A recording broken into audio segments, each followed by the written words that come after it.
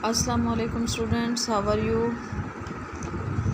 Students. आज हम ये हाफ़ चैप्टर बाकी का कंप्लीट करेंगे, ठीक है। टेस्ट एंड एग्ज़ाम्स, टेस्ट और इम्तिहानात।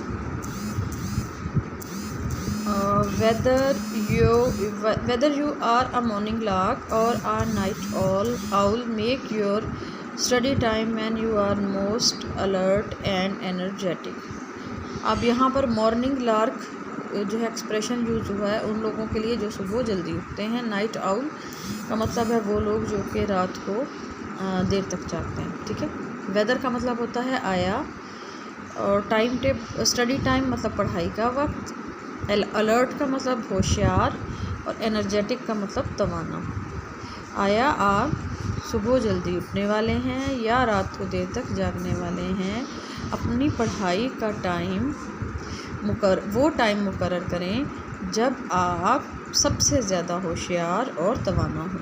If you are tired and sleepy, अगर आप थके हुए हैं या फिर आपको नींद महसूस हो रही है, you are wasting your time, तो आप अपना वक्त ज़ाया कर रहे हैं। Cramming stuff into your brain, आप अपने आपके दिमाग में मवाद को ठूंसना। जस्ट बिफोर अ टेस्ट और एग्ज़ाम डजेंट वर्क, बिल्कुल टेस्ट या इम्तिहान से पहले काम नहीं आता। क्रैमिंग का मतलब है ठूंसना। स्टफ़ का मतलब है मवाद, यानी कि पढ़ने वाली जो चीज़ें हैं वो दिमाग में ठूंसना। जस्ट यानी कि एन या बिल्कुल, टेस्ट या इम्तिहान से बिल्कुल। पर डजेंट वर्क का मतलब है काम नहीं आती या काम नहीं करती, ठीक है। टेस्ट या इम्तिहान से बिल्कुल पहले मवाद को अपने दिमाग में ठूंसना काम नहीं आता। You are more likely to forget what you have already learn. इम्कान है कि, लाइकली का मतलब होता है ज़्यादा इम्कान होना। ज़्यादा इम्कान है कि आप वो भी भूल जाएंगे जो आप पहले याद कर चुके हैं। ऑलरेडी पहले, लाइकली ज़्यादा इम्कान है, लर्न याद कर चुके हैं, तो ज़्यादा इम्कान है कि आप वो भी भूल जाएंगे जो आप पहले याद कर चुके हैं। एंड गो इनटू पैनिक, और आप खौफ में मुब्तला हो जाएंगे।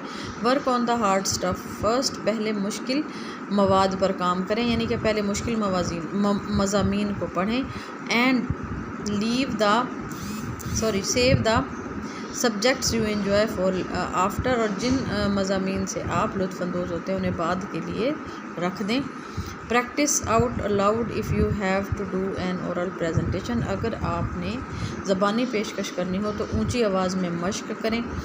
Try it out on family and friends, अपने दोस्तों और ख़ानदान वालों के साथ मश्क करें। सो दैट, ताकि you may build up your confidence, आप अपनी खुद एतमादी को बढ़ा सकें। बिल्डअप बढ़ा सकें, कॉन्फिडेंस, खुद एतमादी। टेकिंग द टेस्ट और इम्तिहान देना। आप चाहे यहाँ पर एक चीज़ देखें, आप टेकिंग टेस्ट का मतलब टेस्ट लेना नहीं है बल्कि टेस्ट देना है, ठीक है। Read all instructions and questions carefully, तमाम हिदायत और सवालात को एहतियात से पढ़ें। केयरफुली, अब गौर से भी कह सकते हैं इसको। इंस्ट्रक्शंस, हिदायत, क्वेश्चन, सवालात, तमाम सवालात और हिदायत को गौर से पढ़ें। Read both sides of each page, हर सफ़े को दोनों तरफ से पढ़ें। बोथ मतलब दोनों। Work out which questions you will answer if you have a choice, इस चीज़ पर काम करें कि आप कौन से सवाल करना पसंद करेंगे अगर आपके पास चुनाव मौजूद है। मतलब ये कि जब पेपर में आपको कुछ चॉइस दे दी जाती है कि 3 क्वेश्चन में से आपने 2 करने हैं, ऐसी सिचुएशन है तो आप पहले गौर कर लें, सिलेक्ट कर लें कि आपने कौन से सवालात करने हैं अगर आपके पास चॉइस है। मेक अ क्विक प्लान, जल्दी से मनसूबाबंदी करें। If you have to write an essay और स्टोरी, अगर आपने कोई मजमून या कहानी लिखनी तो मनसूबाबंदी कर लें। Just write down the keyword, सिर्फ अहम अल्फाज लिखें। So that you stay on track, ताकि आप अपने मकसद पर जुड़े रहें। Answer all the compulsory questions, तमाम लाजमी सवालात के जवाब दें। The ones you have to answer, वो सवालात जिनके आपने लाजमी जवाब देने होते हैं।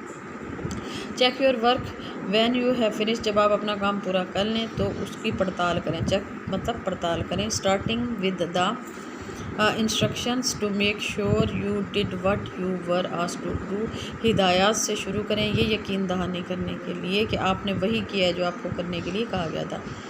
मतलब ये है कि आप हिदायत देखेंगे तो आपको पता चलेगा ना के इंस्ट्रक्शंस देख के आपको पता चलेगा कि आपने वही लिखा है जो आपको लिखने के लिए कहा गया था। अगर आप इंस्ट्रक्शंस को छोड़ देंगे क्वेश्चन पेपर को दोबारा से रीड करते वक्त, तो फिर आपको कैसे पता चलेगा कि जो एग्ज़ामिनर है उसकी क्या रिक्वायरमेंट है। Did you have to answer every question, क्या आपने हर सवाल का जवाब देना था। सम क्वेश्चन, कुछ सवालात का जवाब देना था। और a number of question from each section, या हर हिस्से से चंद सवालात का जवाब देना था। Check that you have done this, पड़ताल करें कि आपने ऐसा कर लिया है। Check your spelling and punctuation, अपने हिज्जे और रमूज़ो औकाफ की पड़ताल करें। Have you missed any word, क्या आप वर्ड आउट, क्या आपने कोई लफ्ज़ छोड़ दिया है। And does it make any sense, और क्या ये कोई मतलब रखता था।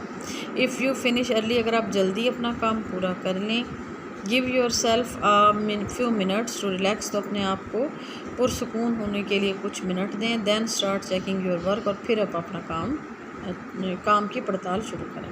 ठीक, ये चैप्टर मैंने आपको 2 हिस्सों में पढ़ाया क्योंकि ये थोड़ा सा मुझे डिफ़िकल्ट लग रहा था। अब आपने होमवर्क में क्या लिखना है, आपने letter to friend for a loan of book, letter to friend for a loan of book, ये मैं आपको लिखवा चुकी हूँ, ये आपने करना है। ठीक है, मेरे पास बल्कि ग्रामर की बुक पड़ी है, मैं आपको अगेन इसमें से एक दफ़ा करवा देती हूँ, लेकिन मेरा ख्याल है कि ये इस बुक में नहीं है, मैं आपको लिखवा चुकी हूँ। तो आपने ना वो नोट्स जो मैंने बनवाए थे आपको, उनमें से आपने इसको लेटर को रिवाइज़ करना है और फिर इसको बहुत अच्छा नीट क्लीन लिख के आपने स्कूल में सबमिट करवाना है। आप बहुत ज़्यादा ख्याल रखिएगा। अल्लाह हाफ़िज़।